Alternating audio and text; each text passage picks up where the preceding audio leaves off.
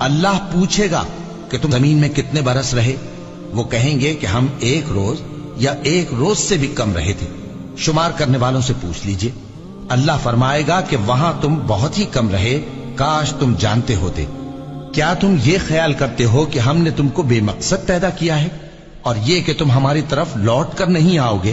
तो अल्लाह जो सच्चा बादशाह है, उसकी शान इससे ऊंची है। उसके सिवा कोई माबूद नहीं, वही अर्शे करीम का मालिक है। ऐ पैगंबर, मेरी तरफ से लोगों को कह दो कि ऐ मेरे बंदो, जिन्होंने अपनी जानों पर ज्यादती की है, अल्लाह की रहमत से नाउम्मीद न होना। अल्लाह तो सब गुनाहों को बख्श देता है। बेशक वही तो है बड़ा बख्शने वाला, बड़ा मेहरबान।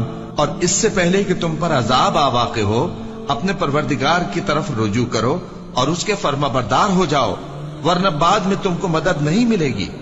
और इससे पहले कि तुम पर नागहां अजाब आ जाए और तुमको खबर भी ना हो, इस निहायत अच्छी किताब की जो तुम्हारे परवरदिगार की तरफ से तुम्हारी जानिब नाजिल हुई है, पैरवी करो। ऐसा न हो कि उस वक्त कोई शख्स कहने लगे कि हाय उस कोताही पर अफसोस है जो मैंने अल्लाह का हक मानने में की, और मैं तो हंसी ही करता रहा। या ये कहने लगे कि अगर अल्लाह मुझको हिदायत देता तो मैं भी परहेजगारों में होता।